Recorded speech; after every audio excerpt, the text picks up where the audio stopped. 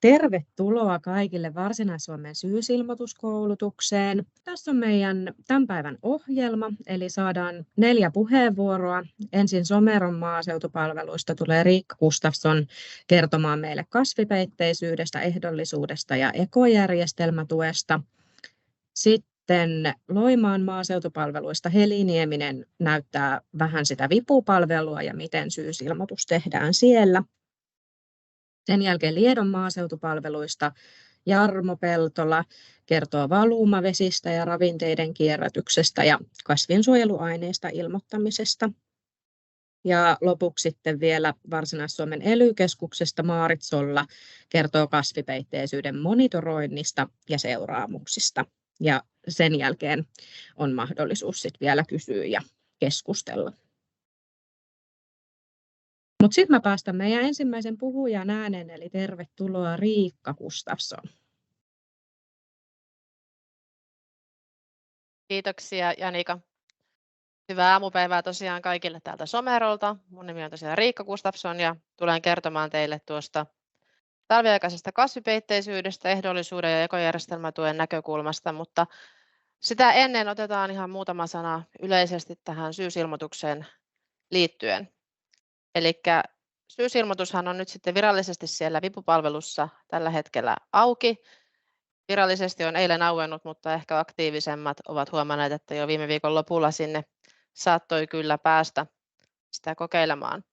Ja ilmoittaminen on tosiaan auki aina tuonne 8. päivään helmikuuta saakka. Ja syysilmoitus tehdään tosiaan ainoastaan sähköisesti siellä vipupalvelussa. Hakijalla tulee olla asiointioikeudet sinne vipupalveluun, ja jos ei itse pysty tekemään tätä ilmoitusta, niin luonnollisesti voi sitten valtuuttaa jonkun muun tekemään sen hakemuksen puolestaan. Alat ilmoitetaan siellä syysilmoituksella tällaisina toimenpidelohkoina ja piirretään tarvittaessa nuo alat kartalle, mutta tästä lisää sitten tuolla esityksen loppupuolella. Ja tähän syysilmoitukseen on tulossa myös muutosaika, mutta se tulee koskettamaan ainoastaan tätä kasvipeitteisyyden ilmoittamista. Valitettavasti tässä kohtaa ei ole sen tarkempia päivämääriä antaa, miten tuo muutosaika aukeaa ja mihin asti se jatkuu, mutta näistä tiedotetaan sitten erikseen, kun päivämäärät varmistuvat. Ja mitä asioita siellä syysilmoituksella sitten pitää ilmoittaa, niin riippuu niistä tilakohtaisista valinnoista, joita olette tehneet siellä viime kesän ja kevään peltotukihaussa tai sitten kesän aikana siellä muutosvaiheessa. Tämä ehdollisuus kuitenkin koskettaa lähestulkoon nyt kaikkia tiloja tuon talviaikaisen vähimmäismaanpeitteen muodossa. Pois lukien tästä ainoastaan sellaiset tilat, joilla ihan koko pinta-ala olisi pysyvää nurmea. Sitten tuohon ekojärjestelmätuen talviaikaiseen kasvipeitteisystoimenpiteeseen ilmoitetaan alat. Ja tietyt ympäristökorvauksen toimenpiteet edellyttävät tarkempien tietojen antamista täällä syysilmoituksella. Jos teillä on valittuna kiertotalouden edistäminen, niin ilmoitetaan lohkoille levitetyt lannoitteet. Valumavesien hallintatoimenpiteestä lohkot, joille on toteuttanut tätä toimenpidettä. Lintupellot toimenpiteestä lohkot, joilla on todettu lintujen aiheuttamia vaurioita vuonna 2023. Ja puutarhakassien vaihtoehtoiset kasvinsuojelumenetelmät toimenpide lohkoilla käytetyt kasvinsuojeluaineet. Ja vielä tuo luonnonmukainen tuotanto edellyttää ilmoittamaan nuo lohkoilla käytetyt kasvinsuojeluaineet. Ennen siihen syysilmoituksen tekoon lähtemistä on ehkä hyvä kerrata vielä näitä ohjeita ja ehtoja. Olen tuohon koonnut listan, suorat linkit Ruokaviraston sivuille, eli kaikkien näiden syysilmoituksella ilmoitettavien asioiden taustallahan on nämä tarkemmat tukikohtaiset ehdot ja tästä pääsee suoraan. Eli viittaukset lähinnä tuonne peltotukien hakuoppaalle, ehdollisuuden oppaalle, ekojärjestelmätuen ja ympäristökorvauksen ehtoihin ja luonnonmukaisen tuotannon sitoumusehtoihin. Sitten lähdetään käymään ihan tätä talviaikaisen kasvipeitteisyyden asiaa läpi. Eli ehdollisuus lähtee siitä, että vähintään 33% tukihakuvuonna hallinnassa olevan pellon ja pysyvien kasvien alasta tulee säilyttää kasvipeitteisenä tuosta 31.10. aina 15.3. saakka. Ja täällä kelpaa aidot kasvipeitteisyydet, sänki, kevennetty muokkaus ja kasvijätteiset alat. Pysyvää nurmea ei tarkastella mitenkään täällä ehdollisuuden puolella. Pysyviä nurmia ei oteta huomioon siihen pinta-alaan, josta lasketaan tuo 33%, eikä se myöskään kelpaa täyttämään tuota vähimmäismaanpeitteistä alaa. Sitten taas täällä ekojärjestelmätuen puolella, jossa on mahdollista saada tukea tuosta kasvipeitteisyydestä noin 50 € hehtaarilta, niin tukea maksetaan kaikille sellaisille aloille, jotka ovat vähintään 5 aaria ja ovat aitoa kasvipeitettä tai sänkeä. Ja nuo säilyttämisajat ovat sitten täällä puolella hivenen pidemmät, eli pellot ja pysyvät kasvit tulee säilyttää kasvipeitteisenä tuosta samasta 31.10. aina 15.4. saakka. Ja myös pysyvän nurmen voi ilmoittaa tänne ekojärjestelmätuen talviaikaiseen kasvipeitteisystoimenpiteeseen, mutta silloin se säilyttämisaika on tuonne 1.5. asti. Ja jos ilmoittaa yhdenkin pysyvän nurmen lohkon tuohon talviaikaiseen kasvipeitteisystoimenpiteeseen, niin myös kaikki tilan muut pysyvän nurmen alat tulee säilyttää silloin muokkaamattomana 15.4. saakka. Sitten vähän tähän taustalle. Meiltä kunnasta usein kysytään, että mistä voi tarkistaa nuo pysyvät nurmet ja pinta-alat, niin otin tähän pari esimerkkiä. Eli ihan tuolta vipupalvelusta maatilavalikosta, kun ottaa lohkotiedot ja sieltä kasvulohkot, pystyy tarkastelemaan sitä viime tukihaun mukaista tilannetta. Eli sieltä löytyy tuollainen sarake kuin pysyvä nurmi, niin sieltä pystyy katsomaan ne viime peltotukihaun mukaiset pysyvän nurmen alat. Ja vastaavasti tuolta hae ja ilmoita ja sitten peltotukien haku, sieltä pääsee tarkastelemaan sitä viime kesän peltotukihakemusta kokonaisuudessaan vielä, niin sieltä vipuneuvoja välilehdeltä löytyy myös tuo maatalousmaan erittely. Ja peruslohkollahan voi olla useampaa kasvipeitteisyysλajia ja vipussa piirretään sitten näitä toimenpidelohkoja. Mutta koko peruslohkon alalle tulee ilmoittaa jokin kasvipeitteisyysλaji ja vaihtoehdot ovat siis aito kasvipeite, sänki, muokattu kautta kasvipeitteetön, kevennetty muokkaus tai kasvijätteiset alat. Ja nyt lähdetään käymään hieman tarkemmin läpi näitä eri kasvipeitteisyyslajeja. Ensimmäiseksi aito kasvipeite. Listat näyttävät kohtuu yhteneväisiltä sekä ehdollisuudessa että ekojärjestelmätuessa. Olen tässä esityksessä näitä käydään rinnakkain läpi ja vähän käydään niitä eroavaisuuksia tässä sitten myös. Mutta käydään nyt lähtökohtaisesti tuo taulukko, eli viljat, tattari, kvinoa, öljykasvit, kuitukasvit, palkokasvit, siemenmausteet sekä näiden seoskasvustot löytyvät molemmista. Kaikki syyskylvöiset viljat ja öljykasvit sekä muut syyskylvöiset kasvit kelpaavat sekä tänne ehdollisuuteen että ekojärjestelmätukeen. Tässä korostan sitä, että tuon syksyllä kylvetyn kasvuston on pitänyt muodostua peittäväksi. Eli itämättömät tai epäonnistuneet kylvöt on sitten syytä ilmoittaa kuitenkin kasvipeitteettömänä. Nurmikasvit ja ruokohelpi. Ei kuitenkaan täällä ehdollisuuden puolella ne pysyvän nurmen lohkot, ne eivät olleet tähän kelpaavia. Ja ekojärjestelmätuessa taas ei luonnonlaitumille ja hakamaille voida maksaa. Luonnonhoitonurmet ja viherlannoitusnurmet kelpaavat molemmissa. Kumina, mansikka, pysyvät puutarhakasvit, joiden riviväleissä on kasvusto, keräjäkasvit ja välikasvit, maanparannus- ja saneerauskasvit, monimuotoisuuskasvit ja viherkesannot kelpaavat molempiin. Suojavyöhykkeet ja turvepeltojen nurmet kelpaavat täällä ehdollisuuden puolella siihen vähimmäismaanpeitteiseen, mutta niille ei voida maksaa tuolla ekojärjestelmän puolella tukea. Lähtökohtaisesti siis kaikki talven yli säilyvät kylvetyt kasvustot, mutta ne ovat tuossa lähtökohtaisesti jo kaikki täällä ekojärjestelmätuen listalla mainittu, mutta siellä lähteestulkoon kaikki siis kelpaavat. Sitten kasvipeitteisyysλaji sänki on aivan samanlainen sekä täällä ehdollisuudessa että ekojärjestelmätuessa, eli viljojen, tattarin, kvinoan, öljykasvien, kuitukasvien, palkokasvien ja siemenmausteiden ja näiden seoskasvustojen sänki sekä kemiallisesti tuhottu sänki kelpaa. Ja myös kemiallisesti tuhottu nurmikasvien sänki kelpaa molemmissa, sekä ehdollisuudessa että ekojärjestelmätuessa. Sitten kevennetysti muokatut alat, eli viljojen, tattarin, kvinoan, öljykasvien, kuitukasvien, palkokasvien ja siemenmausteiden sekä näiden seoskasvustojen kevennetty muokkaus kelpaa, jos se tehdään kultivaattorilla, lautasäkeellä, joustopiikkiäkeellä, lapiorullaäkeellä tai rullailmastimella yhden kerran ajaen. Ja myös nurmikasvien kevennetty muokkaus kelpaa. Mutta näille aloille ei sitten ekojärjestelmätukea makseta. Sitten kasvijätteiset alat, eli tässä lueteltujen kasvien jälkeen, jos on jäänyt maan pintaan kasvijätettä riittävästi, niin ne kelpaavat tuonne ehdollisuuden vähimmäismaanpeitteeseen.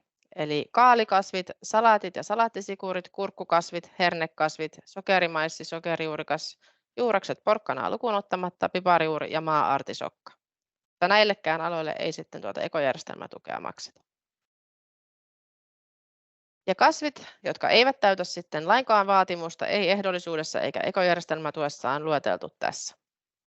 Eli peruna, porkkana, sipulit, sänkikesanto, joka tarkoittaa tässä kohtaa siis sellaista jo kevään peltotukihaussa sänkikesannoksi ilmoitettua alaa. Avokesanto, kasvimaa, pienet vierekkäiset alat sekä tuossa luetellut vähän erikoisemmat kasvit. Ja nuo kasvijätelistassa edellisellä dialla luetellut kasvit eivät itsessäänkään kelpaa ekojärjestelmätukeen. Mutta sitten huomautuksena, että mikäli näiden tässä lueteltujen kasvien jälkeen on kylvänytkin jonkin syyskylvöisen kasvin, niin silloin nämä kyllä kelpaavat sekä ehdollisuuteen että ekojärjestelmätukeen, kun säilytetään noiden vaatimusten mukainen aika. Eli ehdollisuudessa sinne 15.3. ja ekojärjestelmätuessa sinne 15.4. asti. Pysyvä nurmi on hieman kinkkisempi tässä kasvipeitteisyys-ilmoittamisessa. Ehdollisuuden puolella tilanne on sikäli selvä, eli jos ala on ollut pysyvää nurmea peltotukeen haussa ilmoitettujen tietojen perusteella, se on sitä myös syysilmoituksella. Eli se ei silloin kelpaa siihen ehdollisuuden vähimmäismaanpeitteeseen. Mutta täällä ekojärjestelmätuen puolella tilanne menee hieman eri lailla. Eli jos tällaisen pysyvän nurmen muokkaa ennen 31.10. ja kylvää alalle nurmikasvin, niin silloin se katsotaan edelleen olevan pysyvää nurmea. Mutta jos sen muokkaa ennen tuota päivää ja se jää sen jälkeen kasvipeitteettömäksi tai sille kylvetään jokin muu kuin nurmikasvi, niin se lakkaa olemasta täällä ekojärjestelmätuen puolella pysyvää nurmea, eikä sitä koske silloin nuo pysyvien nurmien säilyttämisajat. Ja jos kylvää tällaiselle pysyvän nurmen alalle syyskylvöisen kasvin, niin voi saada ekojärjestelmätuen talviaikaisesta kasvipeitteisyydestä myös sitten korvauksen, kun säilytetään tuo vaatimusten mukainen aika. Sitten vedetään hieman yhteen, eli tuolle ehdollisuuden talviaikaisen vähimmäismaanpeitteen vaatimusta täyttävällekin alalle on mahdollista saada ekojärjestelmätuen talviaikaisen kasvipeitteisyyden toimenpiteestä korvausta silloin, kun se ala on aitoa kasvipeitettä tai sänkeä. Talviaikaisen kasvipeitteisyyden tukea ei kuitenkaan sitten voida maksaa seuraaville aloille, eli vuoden 2022 jälkeen raivatut alat, ei Natura-alueiden pysyvien nurmien aloille, ei pysyvän nurmen alalle silloin, jos tuo ennallistamismenettely olisi käytössä, mitä Suomessa tällä hetkellä ei ole käytössä. Ei makseta ympäristösitoumuksen suojavyöhyke eikä turvepeltojen nurmet-toimenpiteen aloille, eikä maatalousluonnon monimuotoisuus- ja maisema-ympäristösopimusaloille, eikä makseta sellaisille aloille tai lohkoille, jotka on hallinnollisessa tarkastuksessa todettu, että ne eivät ole tuenhakijan hallinnassa, eikä sellaisille lohkoille, joilta viljelijä itse on perunut tuen, tai ei sellaisille lohkoille ei myöskään makseta, jotka on valvonnassa tai satelliittiseurannassa hylättyjä aloja. Sitten hallinnanmuutostilanteet herättävät usein vähän kysymyksiä. Eli vuokrasopimus monasti saattaa päättyä tässä vuodenvaihteen tienoilla. Niin tällaisetkin alat voidaan ilmoittaa silti kasvipeitteiseksi tuolla syysilmoituksella, mikäli se ala säilyy kasvipeitteisenä kuitenkin noiden ehtojen edellyttämän ajan. Tästä on hyvä sopia sen uuden haltijan kanssa, mikäli tuo lohkon hallinta tosiaan vaihtuu, että uusi haltija ei mene sitten rikkomaan noita aloja ennen kuin nuo määräpäivät ovat täyttyneet, taikka sitten tämän, joka on syysilmoituksella nämä alat ilmoittanut, niin täytyy olla hereillä ja kenties sitten muuttaa sitä ilmoitustaan. Eli tämä ilmoittaja on aina vastuussa siitä, jos hän on ne kasvipeitteiseksi sitten syysilmoituksella ilmoittanut. Sitten tähän loppuun harvempia koskettava, mutta muutamia varmasti voi tämä tilanne koskettaa. Eli perunahan ei kelvannut täyttämään tuota ehdollisuuden vähimmäismaanpeitettä. Ja nyt sateisen syksyn takia osa perunakasvustoista on saattanut jäädä korjaamatta, eikä olla päästy kylvämään sitten sen jälkeen syyskasvia. Ja perunatilahan on voinut tällaisessa tilanteessa vedota ylivoimaiseen esteeseen tai poikkeukselliseen olosuhteeseen toimittamalla siitä kirjallisen ilmoituksen kuntaan. Ja kunnassa sitten harkitaan tapauskohtaisesti, että onko kyseessä ollut ylivoimainen este. Tällaiset perunat tässäkin tapauksessa tulee ilmoittaa silti kasvipeitteettömiksi, mutta siihen vähimmäismaanpeitevaatimuksen täyttymättömyyteen ei tule tukimenetyksiä siitä, jos kunta on hyväksynyt tämän ylivoimaisen esteen tai poikkeuksellisen olosuhteen. Tässä oli tämä minun esitykseni lyhykäisyydessään. Kiitoksia. Kiitos kysymyksistä. Ennakkoonkin oli lähetetty muutamia kysymyksiä, niin tässä olisi nyt pari kysymystä nostettu Riikalle. Perunasta siellä jo puhuttiinkin, mutta täällä kysytään, että yhdellä peruslohkolla niin on ollut perunaa. Ymmärtääkseni perunan jälkeen ei voi saada tukea kasvipeitteisyydelle. Joo, juurikin näin, niin kuin tuossa viimeisessä diassa käytiin läpi. Eli jos tuon perunan jälkeen on kylvetty jokin syyskylvöinen kasvi, niin silloin sen voi ilmoittaa sinne kasvipeitteiseksi alaksi. Muuten se täytyy ilmoittaa sitten kasvipeitteettömänä. Joo. Ja miten tämän perunan alan voi ilmoittaa tai piirtää peruslohkolle? Eli sinne tehdään sitten sen kokoinen toimenpidelohko ja ilmoitetaan kasvipeitteettömänä, jos sinne ei ole syyskasvia kylvetty.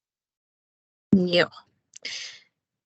Kiitos. Sitten sinne on tullut, Riikka, sulle muutamia kysymyksiä tuonne chattiin vielä lisää, mutta mennään tässä vaiheessa ohjelmassa eteenpäin.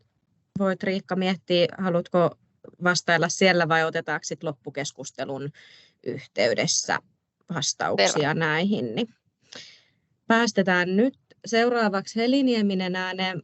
Kiitos. Olen tosiaan Heli Nieminen ja työskentelen maaseutuasiamiehenä täällä Loimaalla. Hyvää aamupäivää vaan kaikille täältä aurinkoiselta Loimaalta. No niin, siirrytään eteenpäin. Eli puhun tässä esityksessä nyt sitten tuosta, miten sitä syysilmoitusta käytännössä tehdään siellä vipussa. Keskityn tuohon talviaikaisen kasvipeitteisyyden ilmoittamiseen. Että seuraavassa esityksessä sitten tulee tarkemmin niistä ympäristökorvauksen toimenpiteistä. Tässä nyt oli vielä uudestaan vähän yleistä, mutta tässä tältä kalvolta oikeastaan vinkkinä sitten, että jos niitä syysilmoitusta ei halua itse tehdä, vaan on löytänyt siihen jonkun, jonka haluaa valtuuttaa, tai vaihtoehtoisesti, että jos naapuri tulee kysymään, että haluaisitko tehdä mulle, niin miten valtuutetaan sinut tekemään, niin tässä on ohjevideo, miten se onnistuu siellä vipussa itse tekemään sen valtuutuksen sähköisesti, taikka sitten tässä on linkki lomakkeeseen, minkä täyttämällä ja palauttamalla sinne oman kunnan maaseutuasiamiehelle voi sitten sen valtuutuksen hoitaa. Ja tässä vielä myös noita samoja ohjeita, mihin oli linkkejä jo Riikankin kalvossa, mutta tässä nyt vielä lisäksi sitten siitä tarkemmin vipun puolelta, eli siinä on vipun käyttöohjeet. Sieltä löytyy ihan yleisesti monennäköistä ohjetta, miten se vipu toimii, ja sitten on kirjallinen ohje siitä, miten syysilmoitus tehdään vipussa. Ja lisäksi vielä linkki sitten tuonne YouTuben puolelle Ruokaviraston kanavalle. Siellä on nyt semmoinen reilun 20 minuutin video. Ruokavirasto on tehnyt syysilmoituksen täyttämisestä vipussa. Ihan hyvä video, missä mennään hitaasti ja rauhallisesti läpi, että miten tämä homma toimii. Joo, eli tässä nyt sitten tosiaan käydään kohta lävitse tuo talviaikaisen vähimmäismaapeitteen kautta talviaikaisen kasvipeitteen ilmoittaminen vipussa. Ne tulee oikeastaan niin kuin yhdellä kertaa. Ja miten se sitten lähtee alkuun, eli ensin mennään sinne osoitteeseen vipu.ruokavirasto.fi, tunnistaudutaan mobiilivarmenteilla, pankkitunnuksilla ja sisäänkirjautumisen jälkeen sitten joko vihreästä yläpalkista, tuossa nyt on pieni kuva, siellä on haetta kautta ilmoita, taikka samaan paikkaan pääsee myös tästä hae tukia ja jätä ilmoituksia painikkeesta. Sinne tulee sitten avautuu uusi sivu, missä on lista kaiken näköisistä tukihakemuksista ja ilmoituksista, mitä voi palauttaa. Valitaan sieltä se syysilmoituskohta. Se oli siellä aika alhaalla, taisi olla toiseksi viimeinen kohta listalla. Täytetään tiedot syysilmoitukselle. Tosiaan syysilmoituksella on sitten välilehtiä sen mukaan, mitä on keväällä kautta kesällä peltotukihakemuksella ilmoittanut ja valinnut toimenpiteitä. Pääsääntöisesti kaikilla pitäisi tosiaan olla ainakin tuo talviaikainen kasvipeite ja muita välilehtiä sitten ympäristökorvauksen tai luomuvalintojen, ympäristökorvauksen tai luomun perusteella. Ja sitten sieltä löytyy vipuneuvojaa ja lähetysvälilehteä. Kun kaikki tiedot on annettu, niin sen jälkeen muistetaan sitten tosiaan palauttaa se ilmoitus. Siirrytään nyt vielä tarkemmin tuohon kohtaan 3, eli kun on valittu listalta syysilmoitus, niin sitten päästään syysilmoitusnäkymä aukeaa ja siinä ensimmäisenä tulee näkyviin, pomppaa tällainen ikkuna siihen, missä kysytään, halutaanko tehdä toimenpidelohkojen ryhmätallennus. Ryhmätallennus on varsin näppärää, eli tässä kohtaa suosittelen, että kannattaa siirtyä ryhmätallennukseen klikkaamalla tuosta. Avautuu uusi ikkuna, missä pääsee sitten valitsemaan eri kasvipeitteisyyslajeja lohkoille. Tässä kannattaa ainakin kaikki sellaiset lohkot, missä koko peruslohko on samaa kasvipeitteisyyslajia, niin klikkailla tuosta listalta pois. Eli ensin valitaan kasvipeitteisyyslaji, esimerkiksi aito kasvipeite, ja sen jälkeen sitten se kysyy, että onko se, siihen tulee valinnat, että onko syyskylvetty. Jos on, niin sitten voi valita niin kuin esimerkiksi kaikki syysvehnäille kylvetyt, syysrukille kylvetyt alat, lohkot voi klikata tuolta listalta, joilla se pätee sama.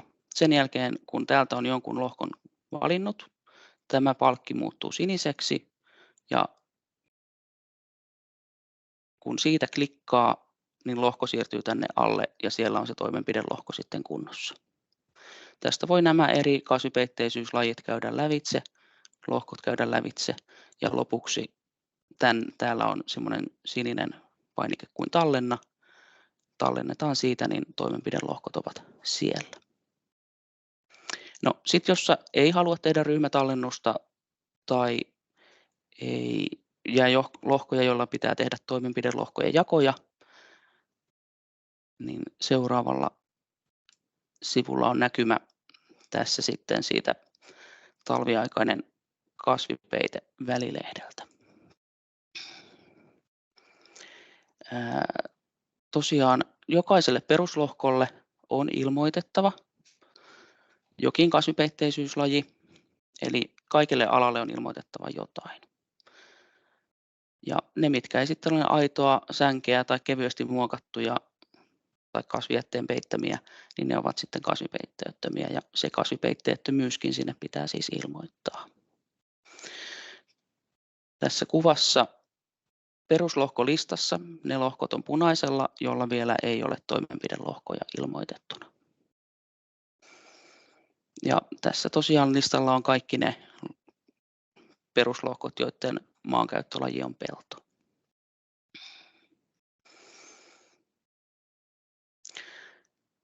Kartalle pääsee sitten tekemään toimenpidelohkojen jakoja painamalla joko tuosta kuvan alareunassa tuommoinen muokkauskuva tai täältä ylhäältä avaa kartta. Ja kun kartalle mennään,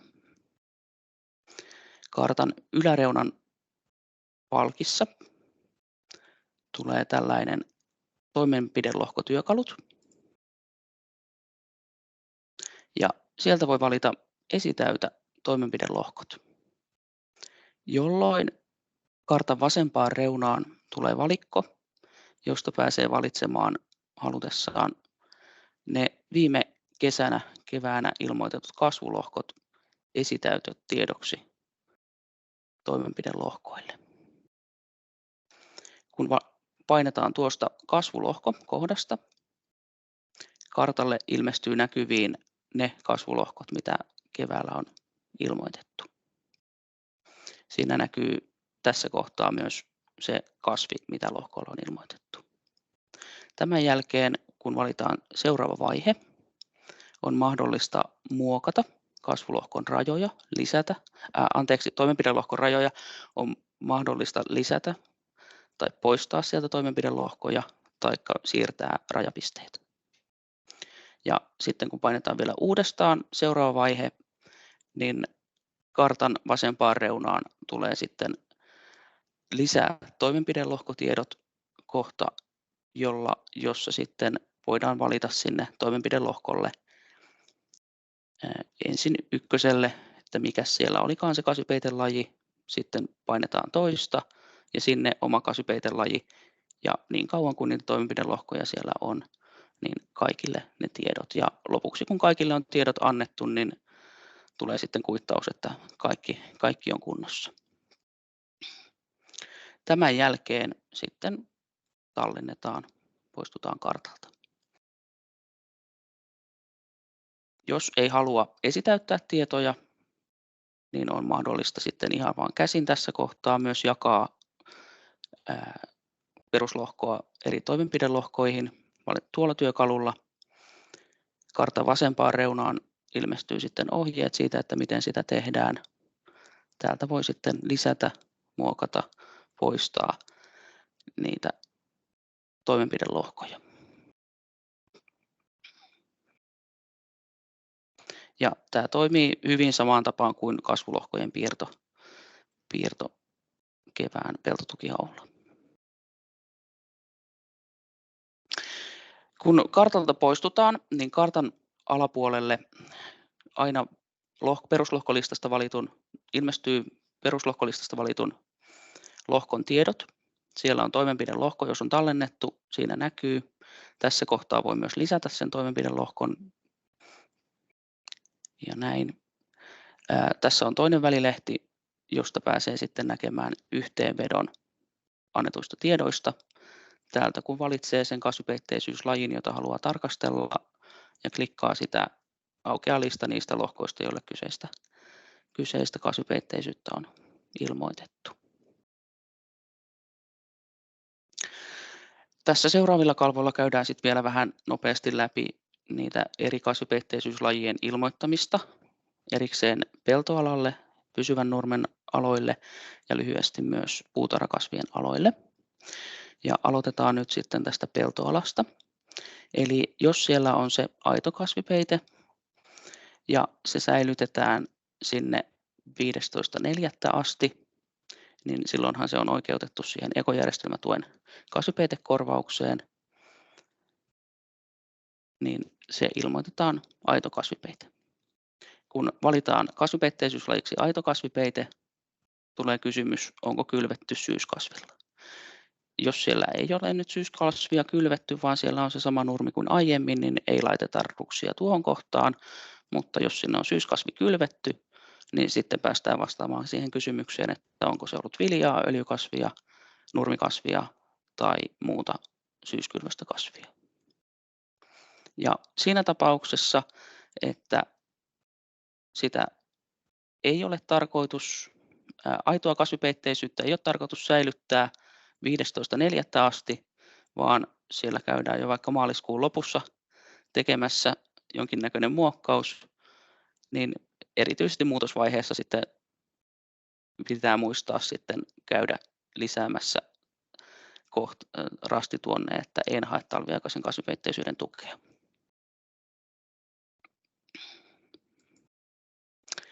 Ja sama juttu sängellä. Jos sänki säilytetään sinne vähintään 15.4. asti, ilmoitetaan sänki, mutta jos se on vain 15.3. asti, niin sitten pitää laittaa ruksi tuonne.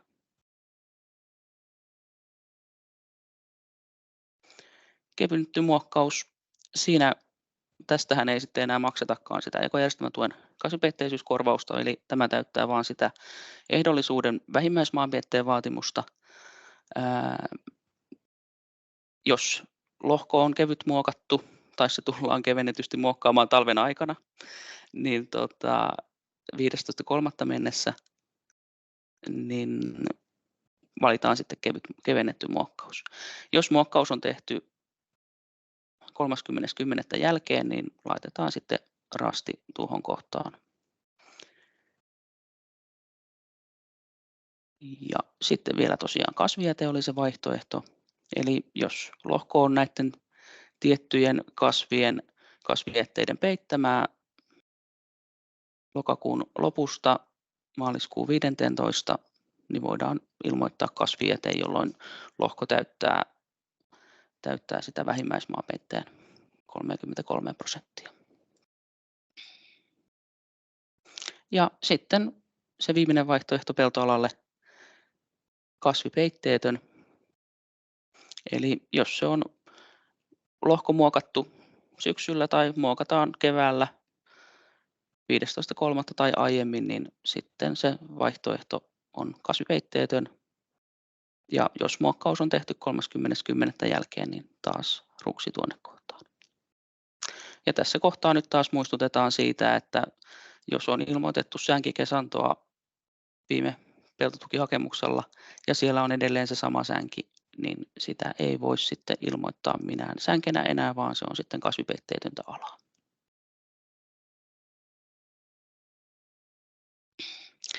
Sitten pysyvän nurmen ala. Tässä tosiaan oli se, että pysyvän nurmen alaa ei huomioida siinä ehdollisuuden vähimmäismaanpeitteessä, mutta sille voidaan maksaa ekojärjestelmätukea talviaikaisesta kasvipeitteisyydestä. Sillä edellytyksellä, että mitään pysyvän nurmen alaa ei muokata 31.10.–15.4. välisenä aikana. Silloin pitää muistaa sitten kaikille pysyvän nurmen aloille valita en hae talviaikaisen kasvipeitteisyyden tukea, jos muokkauksia tekee tuolla välillä. Muuten siitä seuraa sitten tukeen 20% vähennys. Ja jos se pysyvän nurmen ala on muokattu tosiaan ennen 31.10. ja se on jätetty kasvipeitteettömäksi tai sille on kylvetty muu kuin nurmikasvi, niin sitä ei koske sitten pysyvän nurmen säilytysaika.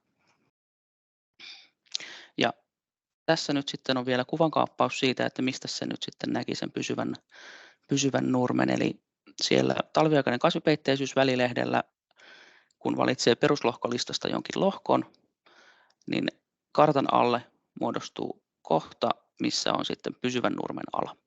Tässä esimerkissä nyt on 0,00 pysyvää nurmea, eli sitä ei ole, mutta jos tässä nyt olisi sitten jotain aareja tai hehtaareja näkyvissä, niin jos ei se ole koko peruslohkon ala, niin sitten on hyvä kartalta vielä tarkistaa, että missä kohtaa se pysyvä nurmi oli.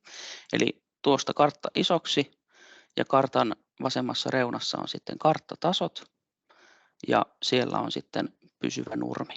Tuon kun sieltä laittaa valituksi, niin sitten kartalle ilmestyy nurmen kuvia siihen kohtaan, missä se menee se pysyvä nurmi siellä lohkolla.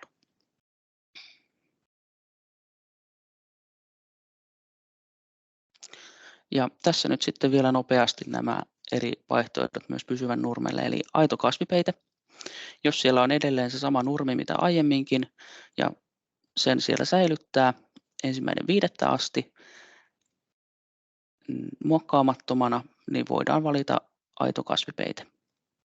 Ja jos 15.4.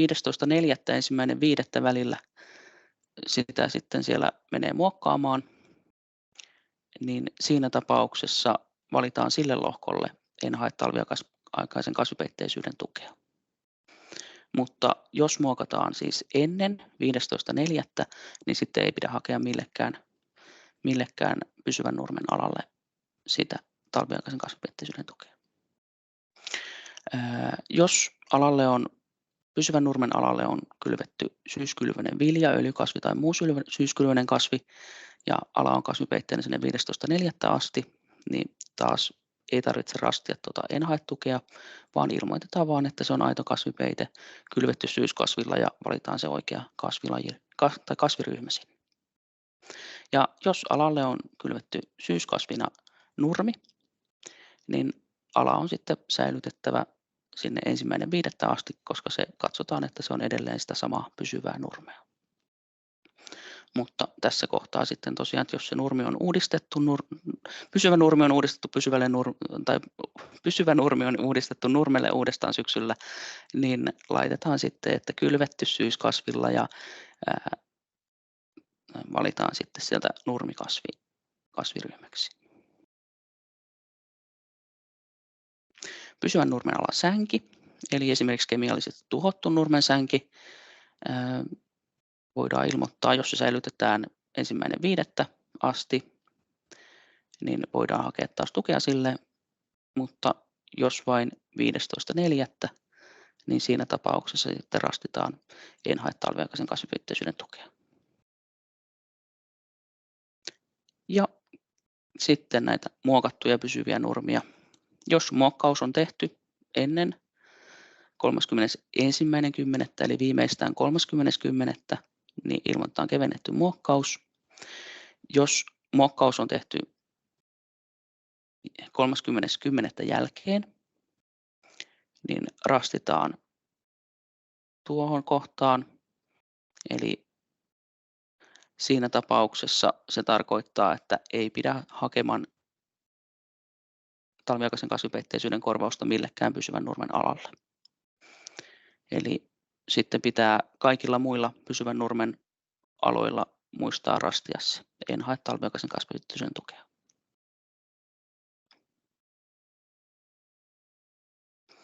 Ja kasvipeitteettömät alat ihan samalla lailla kuin tuo kevennetty muokkaus. Eli sitten sinne valitaan vaan se oikea kasvipeitteisyys-laji, kasvipeitteetön.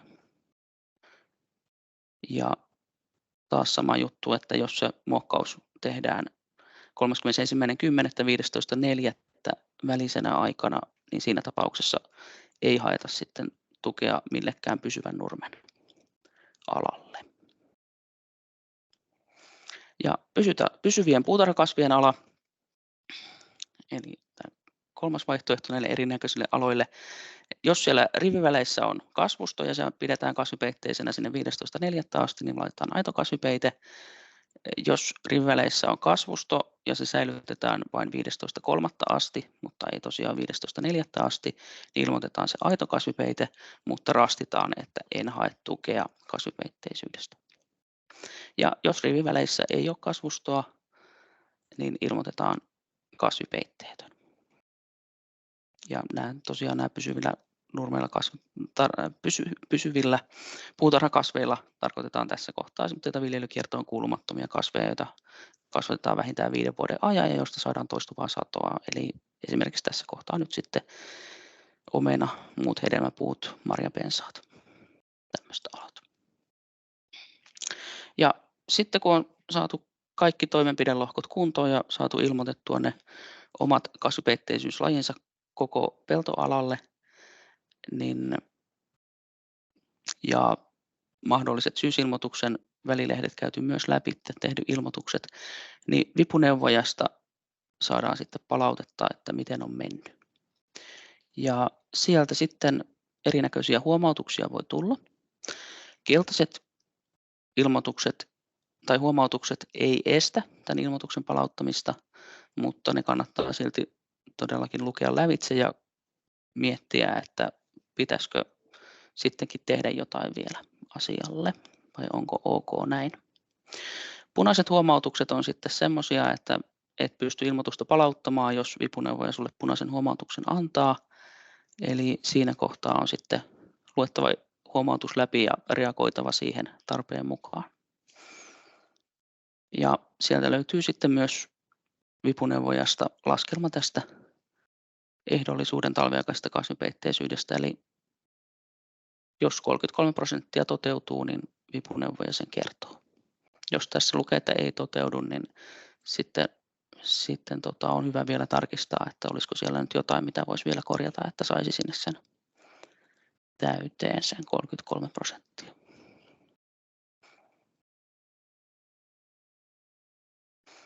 Ja sitten vipuneuvojan jälkeen pääsee sitten palauttamaan sitä syysilmoitusta.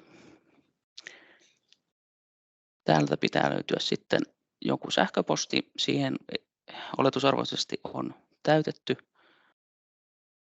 ensisijaisen viljelijän sähköpostiosoite. Niitä voi lisätä sinne muitakin sähköpostiosoitteita, mihin haluaa ilmoituksen siitä, että syysilmoitus on palautettu. Kun sähköpostiosoitteet on kunnossa ja jos haluaa jotain lisätietoja antaa, selitellä asioita, niin se on sitten mahdollista tässä kentässä. Ja kun kaikki on tältä osin kunnossa, niin sitten lähetä käsiteltäväksi.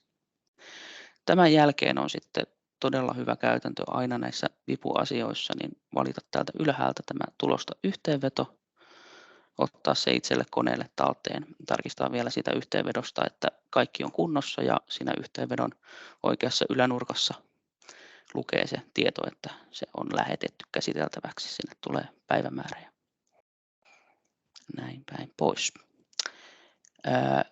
Syysilmoituksella annettuja tietoja on sitten mahdollista muuttaa. Niitä voi muuttaa ilmoitusajan puitteissa tuonne 8. päivä helmikuuta asti siten, että palaa tänne syysilmoitukselle ja valitsee peruuta lähetys. Sen jälkeen menee sinne välilehdelle, millä olevia asioita haluaa muuttaa ja vipuneuvojan kautta uudestaan katsoo, että vipuneuvoja on kunnossa ja palaa tänne ja lähettää uudestaan käsiteltäväksi. Sitten tosiaan muutosaika on tulossa. Muutosaikana voi noita kasvipeitteisyystietoja muuttaa. Mitään muita tietoja ei sitten enää siinä vaiheessa voi muuttaa. Ja kuten Riikka jo tuossa mainitsikin, niin tarkkaa aikaa muutosajalle ei ole, mutta semmoinen tieto on, tässä vaiheessa ei vielä ole, mutta semmoinen tieto on saatu, että noin maaliskuun puolivälin paikkeilla aukeaisi ja jatkuu sitten toukokuulle, mahdollisesti toukokuun loppupuolelle asti. Mutta tarkemmat päivämäärät sitten myöhemmin tiedotetaan kyllä. Tässäpä nyt sitten oikeastaan nämä mun juttuni.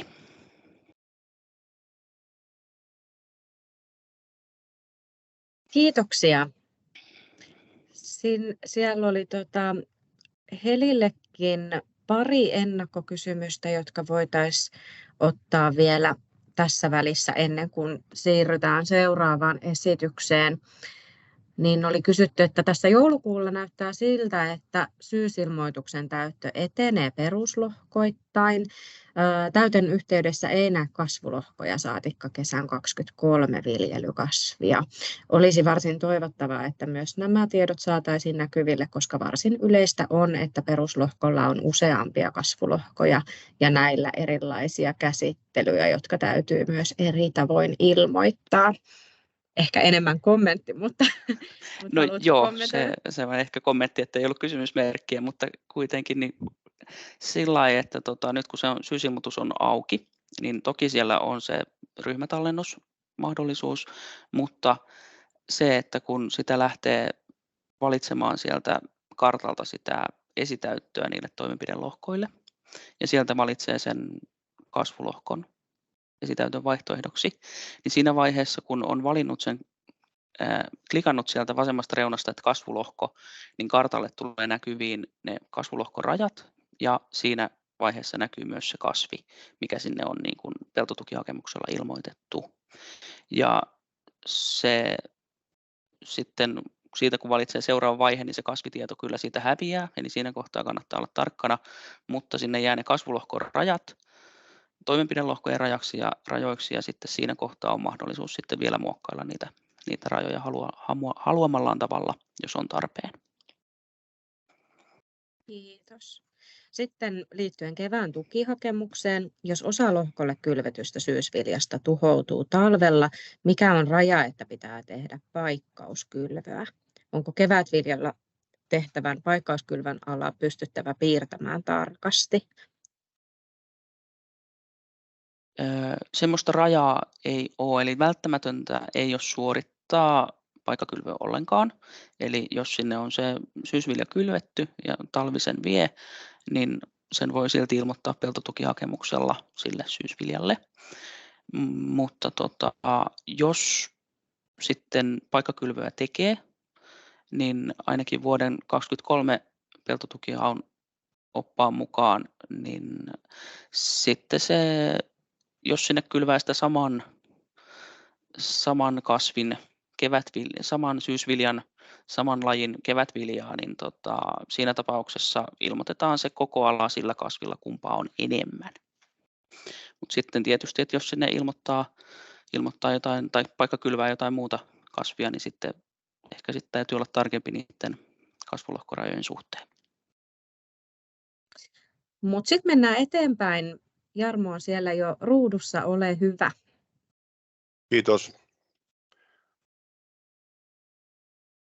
Joo, eli mä puhun tällä kertaa sitten ympäristökorvauksen ja luomun lohkokohtaisista toimenpiteistä, jotka ovat kiertotalouden edistäminen, valumavesien hallinta, lintupellot ja sitten kasvinsuojeluaineista ilmoittaminen. Näissä on hyvä huomioida se, että lohkokohtaisissa toimenpiteissä kyseinen välilehti tulee näkymiin vain niille tiloille, jotka ovat valinneet kyseisen toimenpiteen peltotukien haussa. Ja myöskin sitten nämä pitää sisällään aloja, joille ei korvausta makseta. Näitä tämmöisiä korvauksettomia aloja on sellaiset alat, kun on ilmoitettu tuen peruminen, on ilmoitettu tai todettu viljelemätön, tai sitten lohkot, joilla ei ole todettu maataloustoimintaa. Kiertotalouden edistäminen toimenpite koskee tiloja, jotka ovat hakeneet ympäristökorvausta tästä toimenpiteestä ja ovat levittäneet lantaa tai lannoitetta 1.4.–30.11.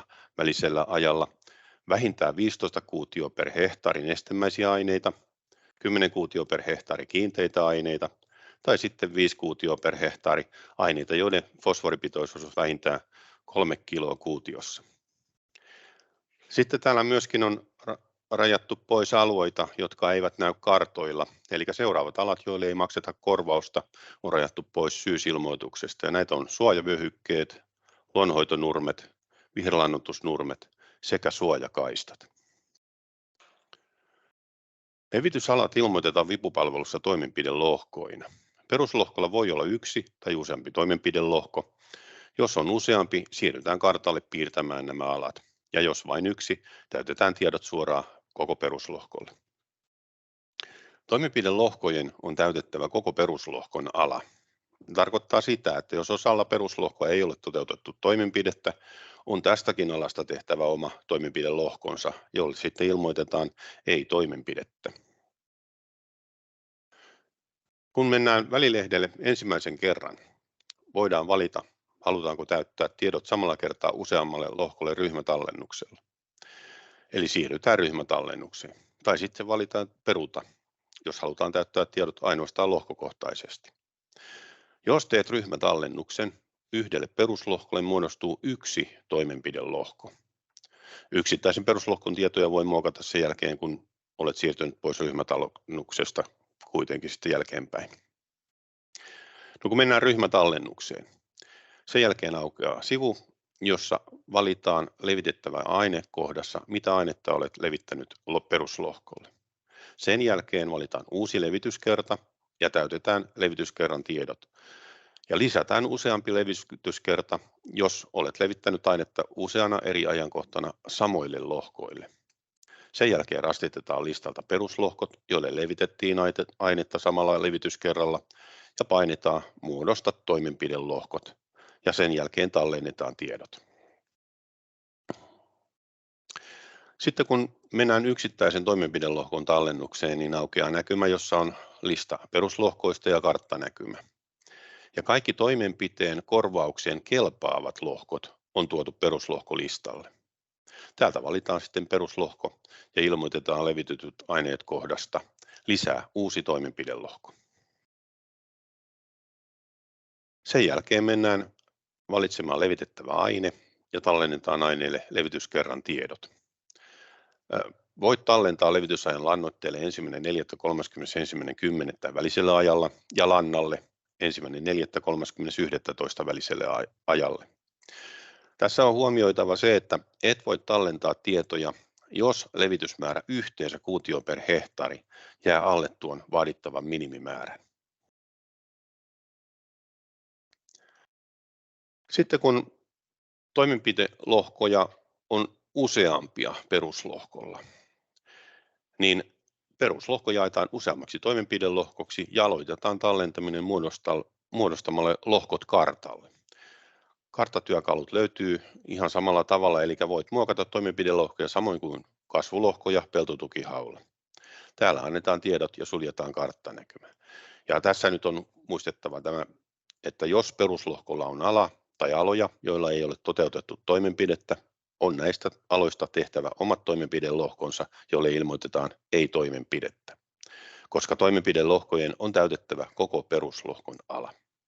No siis kun täällä on annettu tiedot ja suljettu karttanäkymä, niin sen jälkeen siirrytään antamaan tiedot kartalle piirretyille toimenpidelohkoille ja valitaan tuolta muokkaa toimenpidelohkoja.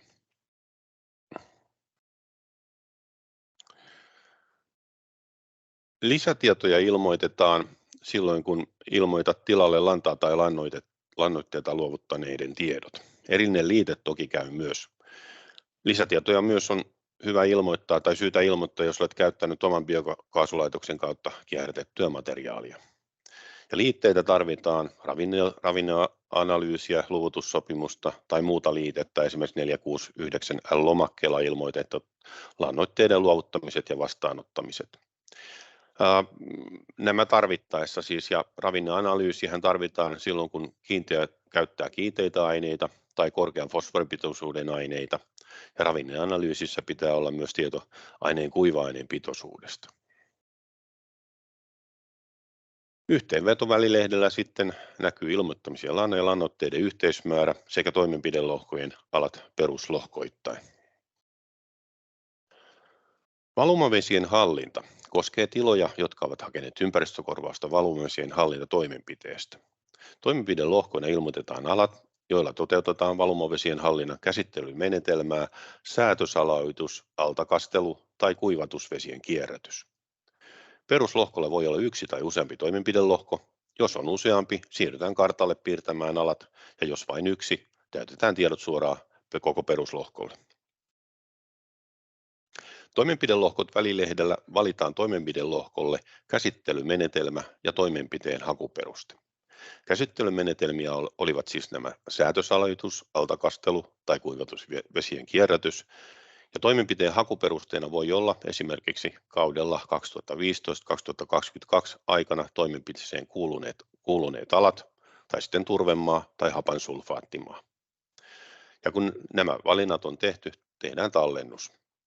Yhteenvetovälilehdellä näkyvät käsittelymenetelmittäin ilmoitetut tiedot. Lintupellot koskee vain lohkoja, jotka on jo peltotukihaussa ilmoitettu ympäristökorvauksen lintupellot toimenpiteeseen. Jos näillä peruslohkoilla on tapahtunut kasvustovahinkoja, ne ilmoitetaan syysilmoituksessa. Syysilmoituksella peruslohkoille ilmoitetaan toimenpidelohkona se ala, mitä linnut ovat käyttäneet laajamittaiseen levähdykseen ja ravinnon hankintaan. Ja peruslohkolla voi olla yksi tai useampi toimenpidelohko. Jos on useampi, siirrytään taas kartalle piirtämään ala samalla tavoin kuin muissakin lohkokohtaisissa toimenpiteissä. Ilmoitukseen tulee liittää myös kuva vahinkoalasta sijaintitiedoilla tai sitten viranomaisen vahinkokatselun raportti tai vastaava, jos tällaisia on laadittu. Käytetyt kasvinsuojeluaineet. Ilmoitus tehdään käytetyt kasvinsuojeluaineet välilehdellä. Syysilmoituksella ilmoitetaan käytetyt kasvinsuojeluaineet ainoastaan seuraavilta aloilta. Luomusitoumuksessa olevat alat sekä sitten ympäristösitoumuksen puutarhakasvien vaihtoehtoiset kasvinsuojelumenetelmät, toimenpiteeseen ilmoitetut alat. Muita tiloja tai aloja ilmoitus ei koske. Käytetyt kasvinsuojeluaineet välilehdellä kysytään ensimmäisenä, oletko vai etkö ole käyttänyt kasvinsuojeluaineita. Jos olet käyttänyt kasvinsuojeluaineita, jos et ole käyttänyt kasvinsuojeluaineita, valitse ei, ja siinä kaikki. Jos sen sijaan olet käyttänyt kasvinsuojeluaineita, valitset kyllä. Sen jälkeen tiedot ilmoitetaan sille kasvulohkolle, jolle ainetta on käytetty. Kasvinsuojelualoja ei tarvitse piirtää kartalle, mutta pitää ilmoittaa valmisteen nimi, annoksen suuruus ja käyttöaika. Toimenpidelohkona pohjana ovat peltotukihaula ilmoittamasi lohkotiedot. Ja täältä valitaan sitten peruslohko ja siltä kasvulohko, jolla aineita on käytetty. Tuosta sinisestä palkista lisää uusi valmiste, avataan ikkuna, jossa sitten annetaan valmisteen nimi, annoksen suuruus ja käyttöaika. Ja näitä tehdään niin monta kertaa, lisätään uusi valmiste, kun eri aineita on käytetty. Ja jos on käytetty samoja aineita eri ajankohtana, niin sillekin sitten annetaan uusi valmiste ja valmisteen nimi, annoksen suuruus ja käyttöaika. Ja sen jälkeen, kun on annettu, niin tallennetaan. Lohkolta voi poistaa kaikki valmisteet painikkeella ja yksittäisen valmisteen saat pois toiminnot valikosta klikkaamalla 3 pistettä. Eli jos näitä täytyy muokata, niin täällä pystyy sitten muokkailemaan vielä näitä jälkeenkin päin. Yhteenvetovälilehdellä sitten näkyy ilmoittamasi tiedot. Ja kun kaikki tarvittavat tallennukset on syysilmoitukseen tehty, niin muista vielä lähettää se käsiteltäväksi. Kiitos. Kiitos. Seuraavalla sivulla näkyy nyt vielä tuommoinen Varsinais-Suomen kartta, johon on piirretty nämä kuntien maaseutupalveluiden rajat. Eli tässä oli nyt kuntien maaseutupalveluiden puheenvuorot tänään, ja jos haluaa vielä tilakohtaista neuvontaa, niin oman alueen toimistoon voi olla yhteydessä. Mutta sitten mennään tämän koulutuksen viimeiseen puheenvuoroon, eli Maarit Solla. Tervetuloa. Hei vaan kaikille. Olen Sollan Maarit Varsinais-Suomen ELY-keskuksesta ja johtava asiantuntija. Ja tähän ELY-osioon tekemiseen ovat osallistuneet myös johtava asiantuntija Juha Nummila, ehdollisuuden koordinaattori Tero Vuorenpää ja meidän ruotsinkielinen asiantuntija Kai Alajoki. Ja tehdään pieni katsaus tuohon kasvipeitteisyyden monitorointiin ja mahdollisiin seuraamuksiin.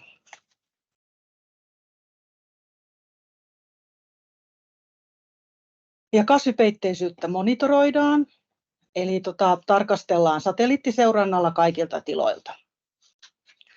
Ja monitorointia on jo tehty kasvipeitteisyyden osalta niin viime syksystä alkaen. Ja tämä ei ole varsinaista valvontaa, vaan seurantaa. Ja aikaisemmin kasvipeitteisyyttä, kun se oli osa ympäristökorvausta, niin sitä valvottiin peltovalvontatiloilta. Ja se määrä, mitä peltovalvontatiloja oli vuosittain, niin oli 5%. ja silloin se kasvipeitteisyysvalvonta tehtiin paikan päällä. Nyt on siis vain satelliittiseuranta, mutta lisäksi sitten uusi seurantamuoto, joka sekään ei ole myös suoranaista valvontaa, koska siinä on muutosmahdollisuus, niin on laadunarviointi. Ja se kohdistuu ajantasaistusalueelle ja siellä ne lohkot on valinnut EU-komissio. Ja tätähän sitten tehtiin jo kesällä ja nyt se jatkuu sitten kasvipeitteisyyden osalta, mutta siellä sitten on nämä samat tilat, mutta välttämättä sitten ei ole samat lohkot tässä kasvipeitteisyyden laadun arvioinnissa. Ja jos sitten satelliittiseuranta havaitsee ristiriitaisia tietoja syysilmoitukseen nähden, niin siitä voi sitten tulla niitä vipuselvityspyyntöjä 15.3. jälkeen.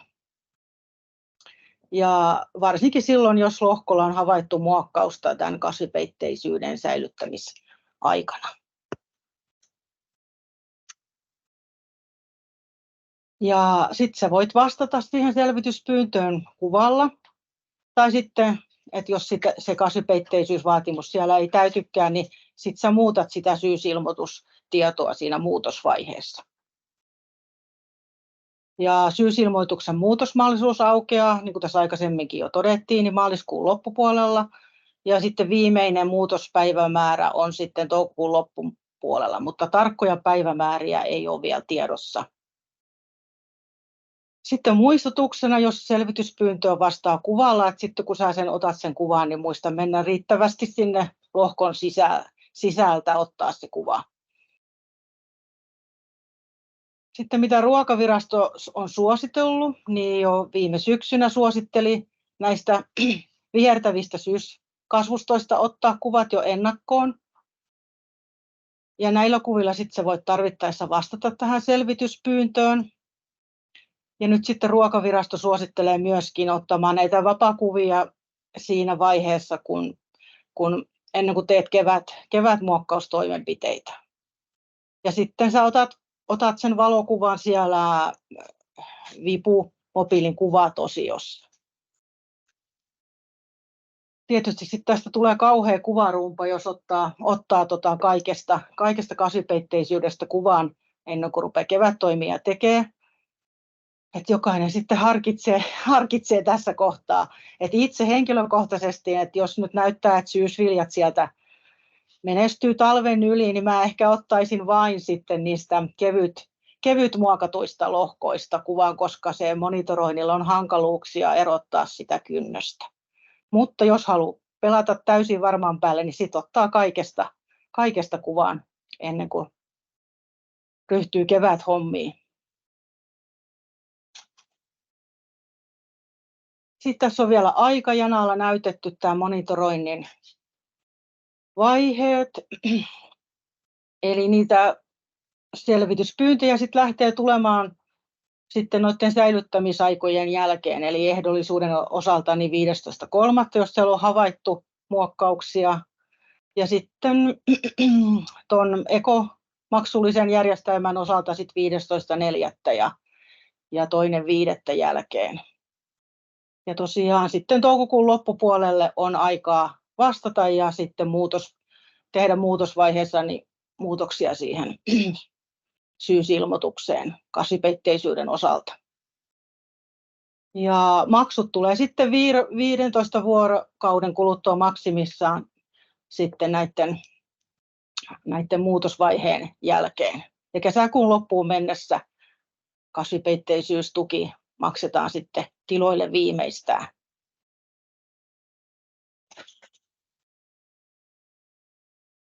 Sitten seuraavalla dialla on kasvipeitteisyyden seuraamuksista, mitä tapahtuu. Ehdollisuus, eli mikä tarkoittaa siis sitä pakollista 33% kasvipeitevaatimusta, josta ei makseta mitään tukea.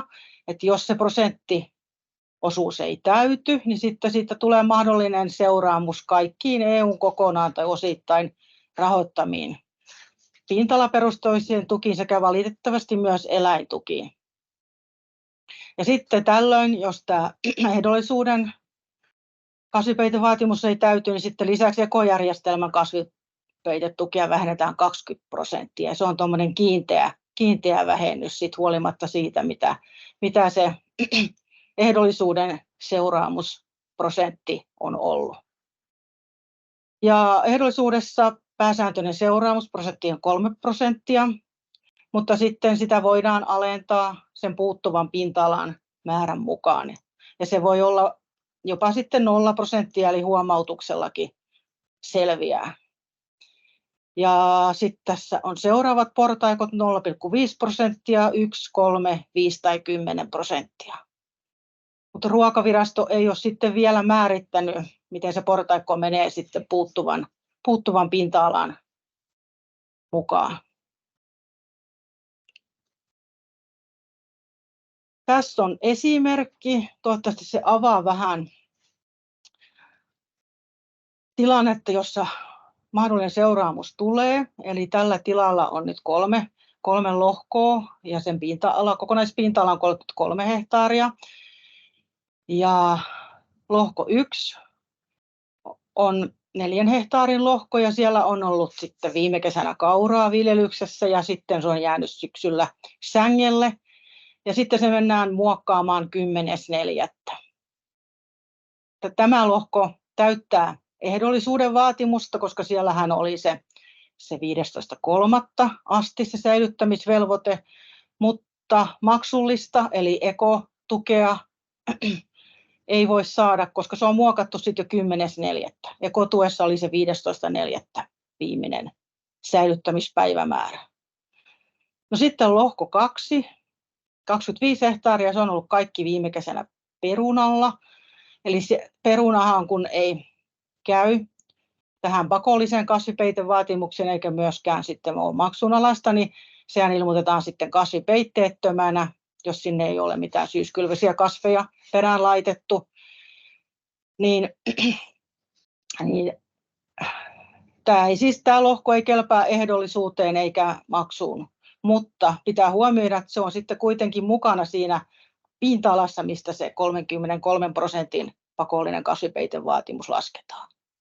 Sitten on lohko 3, 4 hehtaarin lohko, siellä on ollut vehnää ja sitten sinne on kylvetty syksyllä ruista, niin tämä on OK-lohko sekä ehdollisuuden että maksun kannalta. Eli kasvipeitteisyyttä ehdollisuudessa on 8 hehtaaria ja kokonaisala oli se 33 hehtaaria, niin siitä kun lasketaan prosentti, niin se jää sitten alle sen 33%. Eli tästä sitten tulee seuraamusta ehdollisuuden kautta. Ja sitten se lisäksi aiheuttaa sen 20% seuraamuksen siihen ekojärjestelmän kasvipeitteisyyden tukeen. No mitä sitten jää maksettavaa tälle tilalle, niin se on sitten toi lohko 3, 4 hehtaaria. Ja sitten siitä tuesta tosiaan viedään sitten se 20%.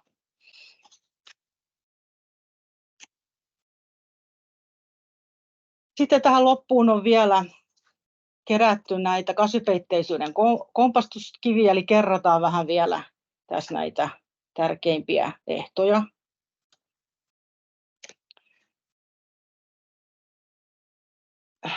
Kaikki ne lohkot, joiden maankäyttölaji on pelto, niin ilmoitetaan täällä syysilmoituksessa. Ja niiden kaikkien lohkojen osalta pitää ilmoittaa se kasvipeitteisyyslaji. Ja vipupalveluun sitten tuodaankin vain ne lohkot, missä tämä maankäyttölaji on pelto.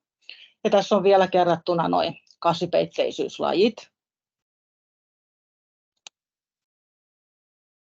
Ja sitten tämä ehdollisuus, eli niin sanottu pakollinen vähimmäismaanpeitevaatimus, niin siinä pitää muistaa, että se koskee pellon ja pysyvän kasvien alaa. Eli pysyvän nurmeen aloja ei huomioida tässä.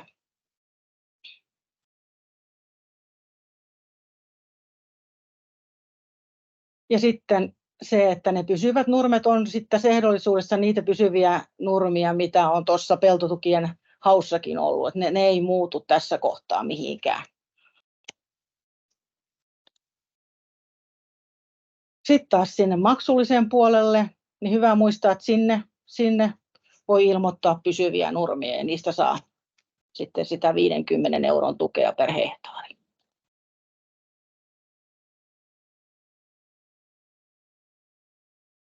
Ja tämä on tärkeää huomioida, että tässä pakollisessa ja ehdollisessa kasvipeitevaatimuksessa niin on sitten ne eri säilyttämisajat niillä kasveilla, mitkä kelpaa niin kumpaankin. Et jotta voidaan maksaa, niin sitten tämä tulee sitä kautta, että tässä ekojärjestelmässä on se pidempi säilyttämisaika. Ja jos sä ajattelet siellä lohkolla varhaisperunanviljelyä tai varhaisvihannesten viljelyä, niin sitten pitää muistaa se, että jos sä sen lohkon ilmoitat tuohon ehdollisuuteen, niin sitten siellä ei voi tehdä mitään muokkauksia ennen 15.3. Ja jos sä haet sieltä lohkolta sitten maksua, niin sitten se säilyttämisaika on sinne 15.4. asti.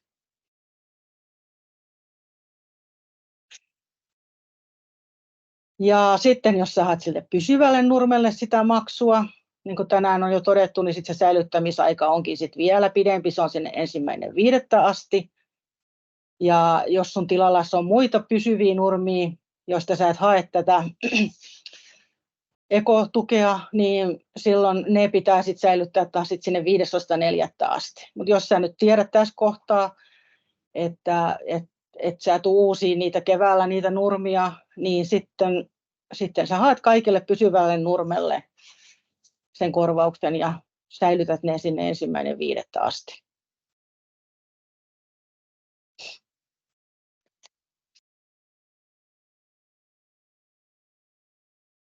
Ja sitten vaan muistutuksena, että nyt sitten tässä uudella kaudella niin ehdollisuuteen kelpaavat nurmi ja herne myös ruiskutettuina. Ja silloin ne kelpaa myös maksun perusteiksi.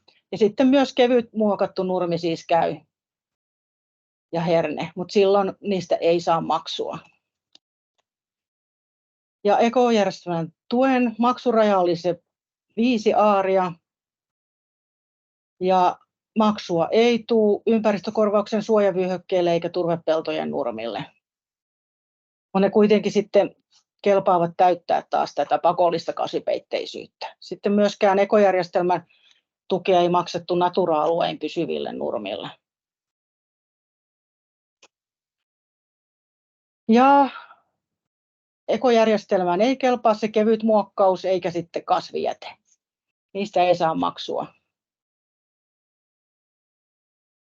Ja kertauksena vielä, että mitkä kasvit eivät itsessään eikä kasvijätteenä kelpaa kumpaakaan, ei pakolliseen kasvipeitteisyyteen eikä ekojärjestelmään, niin peruna, porkkana ja sipuli.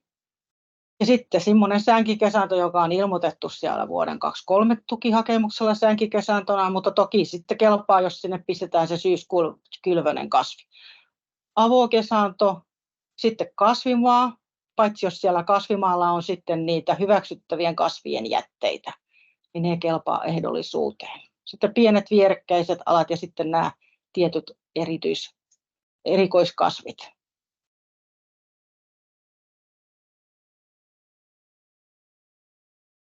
Sitten tässä on vielä, koska aihe on laaja ja vaikea, niin kans sit vielä ohjeita, mutta nämä ei ole nyt suoria nettilinkkejä tuonne Ruokaviraston sivuille, vaan tässä on niin sit polkuna näytetty, että mistä löytyy ohjeita syysilmoituksen tekoon vipupalvelussa ja missä on yleisiä tukiehtoja kasvipeitteisyydestä. Kiitoksia. Kiitos Maarit. Napataan suoraan sullekin täältä muutama ennakkokysymys. Täällä on kysytty, että voiko jankkuroidun sängen tai nurmen ilmoittaa kasvipeitteiseksi ja onko jankkurityyppien suhteen eroa? No se riippuu sitten sen jankkuroinnin jäljestä. Eli jos se tekee sen pelkän viillon sinne pellon pintaan, niin sitten se kelpaa aidoksi kasvipeitteiseksi. Mutta jos se sitten möyhentää ja muokkaa sitä, niin silloin se ei kelpaa siihen kevennetyn muokkaukseen, muokkaakaan myöskään, koska se ei ole siellä listoilla, millä koneella voi sen kevytmuokkauksen tehdä. Okei. No sitten, jos sängelle on levitetty ojamultaa, mutta ei ole muokattu, niin kelpaako kasvipeitteiseksi? Ruokavirastosta on tullut tulkinta, että alle 5 aarin pinta-alalla niin se on ok. Okei. No entäs jatkuuko laadun tarkistelu valvonnat 24 vuonna? Kyllä jatkuu ja varmaan vielä sitten laajempana, mitä nyt semmoinen uhkakuva ainakin tällä hetkellä on. Joo. No osaatko sä vastata tähän, milloin voi kyntää pellot, joista vuokrasopimukseni päättyy ja vuokran ehdoissa on, että palautetaan kynnettynä? Joo, tämmöinenhän pelto on sitten mukana siinä, missä lasketaan se sen tilan ehdollisuuden prosentti. Sitten jo pitää puhella sen vuokranantajan kanssa, että onko tämä nyt ehdoton, että jos ne pitää nyt sit päättää kynnettynä, niin sittenhän sä et voi ilmoittaa näitä sinne peitteisenä. Okei. Ja sitten milloin laskenta huomioi syysilmoituksen tiedot, eli koska tulevat näkymään tuet ja tukimäärät sivulla? No, tähän ei saatu vielä tietoa. Joo. Et varmasti Ruokaviraston viestintää kun seuraa, niin myöhemmin sit selviää tämmöinen. Mutta kiitos hei kaikille puhujille puheenvuoroista. Mä laitan tuonne chattiin nyt suoran linkin tuohon meidän palautelomakkeeseen, eli palautetta otetaan mielellään vastaan. Mutta vielä meillä on 10 minuuttia aikaa käydä näitä chatissa olevia kysymyksiä läpi ja siellä on pari puheenvuoropyyntöäkin. Mutta tehtäisikö niin, että avaisiko kaikki puhujat vaikka kamerat, niin otetaan teidät tähän nyt estraadille ja ruvetaan käymään läpi noita kysymyksiä. Siellä oli osaan kysymyksistä jo ehditty vastauksia kirjatakin ja kooste näistä sitten tosiaan lähetetään samalla kun lähetetään tallenne ja nämä esitysmateriaalit teille, mutta täällä on nyt esimerkiksi onko puidun ruokaherneen sänkeä? Osaako joku vastata siihen suorilta? Joo, mä tuohon kirjallisissa jo vastasinkin, eli se kelpaa sängeksi. No niin, hyvä. Ja sitten täällä kysytään, että mikä on pysyvän nurmen määritelmä, eli miten monta vuotta voi olla nurmella ilman, että muuttuu pysyväksi? Joo, tämä on Somerolta pura, eli 5 vuotta nurmi on nurme ja 6. vuonna pysyvää nurmea, mutta tosiaan senhän saa sitten pois saman tien, kun kyntää sen ylös, niin kuin nämä ehdot, että ei se ole mikään pysyvä olotila. Siinä monella on jäänyt vähän epäselvää vielä, mutta näin. Kiitos. No sitten, onko viljalohko, jonne on perustettu nurmikeräjäkasvilla sänkeä vai aitoa kasvipeitettä? Jos se keräjäkasvusto on ehtinyt muodostaa sinne kasvuston, niin se on silloin kelpaa aitoon kasvipeitteeseen. Joo. Entäs ilmoitetaanko murskattu saneerauskasvi sänkenä vai aitona kasvipeitteenä? Saneerauskasvit oli siellä aidon kasvipeitteen listalla. Eli tulkitsisin, että aidoksi ihan ilmoitetaan. Joo. No kelpaako huonoissa oloissa nostettu juurikas vähimmäismaanpeitteiseksi, eli pellolla on uria ja painumia? Saako Maarit tähän ottaa ehkä valvojan näkökulmasta kantaa, koska tässä mennään vähän nyt tulkinnan puolelle? No mun mielestä asia on ok huomioida, mitkä ne olot oli. Niin on ok. Hei. Miten on kasvipeitteisyys, jos puimuri tai viljaperävaunu on painunut peltoon korjuun aikana ja peltoon on jäänyt kuraiset ajoraitit. Miten lohkolla tehtyjen parannustoimenpiteiden kanssa, esimerkiksi salaojien huuhtelu, korjaaminen tai täydennysojitus, niin sanottu rikottu pinta-alahan on huomattavan pieni lohkon pinta-alan nähden ja piirtäminen vähintäänkin hankalaa. Voisiko tässä verrata siihen ojamaiden 5 aarin pinta-alaan? Että Mä kun ne ajattelin jää itse, sinne että se alle, menisi niin siihen. sitten, Okei. No, onko kasvipeitteestä raparperi, jonka rivivälit muokattu? Ei ole, vaan niissä puutarhakasvien riväleissä tulisi olla kasvusto. Joo. Onko niin, että jos lohko on esimerkiksi sängellä ja istuttaisi perunaa 10.4., kyseistä alaa ei voi ilmoittaa talviaikaista kasvipeitettä? Eli se ehdollisuuden vähimmäismaanpeitteen säilyttämisaikahan oli sitten 15.3. asti, ja jos ilmoittaa siihen talviaikaiseen kasvipeitteisyyteen ekojärjestelmätuen toimenpiteeseen, niin 15.4. asti tulisi säilyttää. Tilanteen vaatiessahan sitä sitten voisi muutosvaiheessakin sitten vielä korjata sitä ilmoitusta, mutta nämä aikajänteet kuitenkin täytyy sitten huomioida. Okei. No hei, korjaamatta jäänyt viljapelto, joka murskattu, onko kasvijäte? Ei kuulu niihin kasvijätelistalle, että ihan sängeksi ilmoittaisin. Okei. Sitten pysyvä nurmi, jos tilaa lähes kokonaan tuota, miten se kasvipeitteisyys tulkitaan? Eli muut voi tässä sitten hiukan kompata, mutta eikö se niin ole, että kaikesta, vaikka se olisi kuinkakin pieni ala sitä muuta alaa kuin pysyvän nurmen alaa, niin siitä täytyy se 33% sitten vähimmäismaanpeitteistä alaa löytyä. Kyllä, Ei. juuri näin. Kaikki muu ala huomioidaan paitsi se pysyvän nurmen ala. Siitä lasketaan se 33. Okei. No hei, lohkolta on puitu vilja ja viljan kanssa keväällä kylvetty kerääjäkasvi, joka säilytetään kevääseen. Ilmoitetaanko aito kasvipeite vai sänki? Jos se kerääjäkasvi on ehtinyt muodostaa sen kasvuston, niin kelpaa siihen aitoon kasvipeitteisyyteen. Eikö kasvulohkoilla ole roolia syysilmoituksessa? Puhutaanko peruslohkojen lisäksi ainoastaan toimenpidelohkoista, jotka täytyy määritellä erikseen? Käytännössä näin, että toimenpidelohkoista tässä kohtaa puhutaan, mutta että todella tosiaan ne kasvulohkot sai sinne kyllä rajana otettua sitten toimenpidelohkojen rajoiksi, jos näin haluaa tehdä. Okei.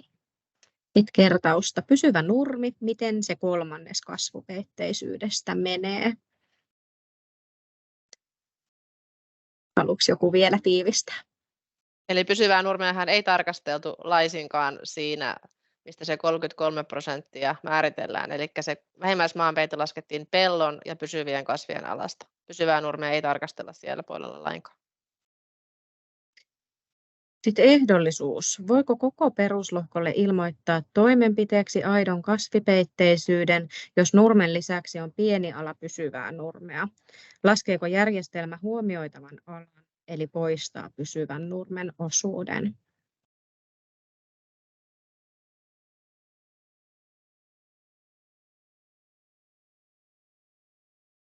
Osaako Heli sanoa tuosta ilmoittamispuolesta tarkemmin? Sanoisin, että voi ilmoittaa, mutta sitten tosiaan niin mitään pysyviä nurmia ei sitten siinä pysyvän nurmen säilyttämisaikana pidä muokkaamaan. Eli jos kaikki tilan pysyvät nurmet on siinä kyseisellä lohkolla ja taikka kaikki säilytetään sen pysyvän nurmen säilyttämisajan, niin siinä tapauksessa ja se koko lohko säilyy sillä nurmella sinne vappuun asti, niin siinä tapauksessa voi ilmoittaa ihan yhtenä toimenpidelohkona, ei tarvitse erikseen jakaa sieltä sitä pysyvän nurmen alaa pois.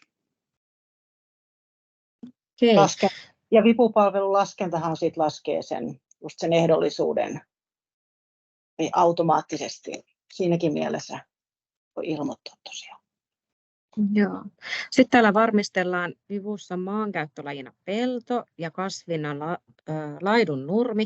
Tätä ei siis lasketa pysyväksi nurmeksi ja voidaan ilmoittaa talvipeitteiseksi. Ei ole muokattu. Se pysyvä nurmihan pystyy tarkistamaan sieltä, se näkyy siellä syysilmoituksen karttatasoilla, tai sitten sieltä, kun näytin alkuun, että sieltä maatilavalikko ja lohkotiedot ja kasvulohkot, niin sieltähän pystyy tarkistamaan, että onko kyseinen lohko pysyvää nurmea esimerkiksi näistä kohdista. Eli jos on 5 vuotta ollut nurmella ja 6. vuosihan teki siitä sen pysyvän nurmen.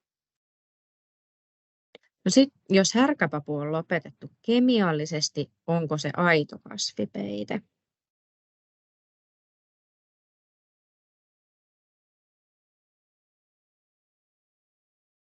Näkisin, että se on. Joo. Onko muut samaa mieltä?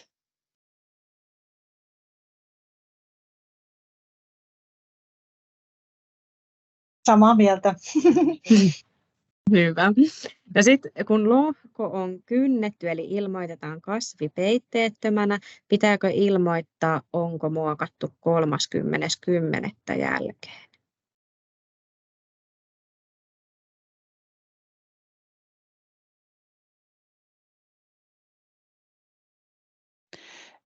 Jos sitä siellä kysytään, niin sitten laitetaan siihen rasti, jos se pitää paikkaansa. Eli Lähinnä tuo varmaan tulee niissä pysyvissä nurmissa sitten niin kuin se oleellisin tieto.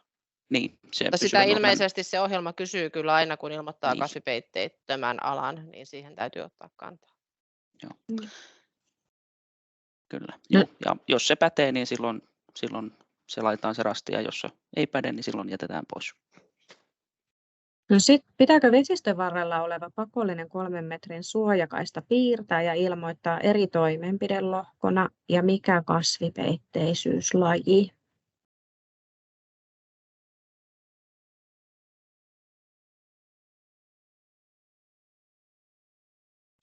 Sanoisin, että ei välttämättä tarvi, ellei ole pakottavaa tarvetta. Eli jos siinä on muokkaamaton sänki esimerkiksi siinä lohkolla, niin koko lohko voi ilmoittaa sänkenä. Ei tarvitse erotella sitä suojakaistaa sieltä, mutta sitten jos on hyvin tarkalla se, että täyttyykö 33%, niin ehkä niitä sitten sinne voi siinä kohtaa sitten lähteä piirtämään, kun tarkasti piirtää. Kiitos. Sitten meillä on, aikataulu tulee vastaan. Meillä on tämän koulutuksen aika käytetty ja sinne nyt jäi muutamia kysymyksiä, joihin ei ehditty vastata, niin vastaamme niihin jälkikäteen ja sitten kysymykset ja vastaukset kaikki tulee siihen esitysmateriaalien yhteyteen ja toimitetaan kaikille jälkikäteen. Eli älkää murehtiko, saatte kyllä vastaukset. Ja sitten vielä pienenä mainospalana laitan tuonne chattiin. Meillä on käynnissä nyt myös eläintukikoulutukset, eli jos on sellaisia henkilöitä, joita ne koskettaa, niin vielä ehtii mukaan. Huomenna on aiheena lampaat ja vuohet, torstaina on sitten siat ja perjantaina siipikarja, niin tervetuloa niihinkin koulutuksiin, jos koskettaa. Kiitos kaikille. Palataan sähköpostilla asiaan ja sinne maaseutu.fi/Varsinais-Suomi-sivulle sitten tosiaan niitä materiaaleja tulee, mutta laitan kaikille sähköpostia sitten, kun ne on siellä, niin ei tarvitse käydä kuikuilemassa, että koska ne ilmestyy. Kiitos ja palataan.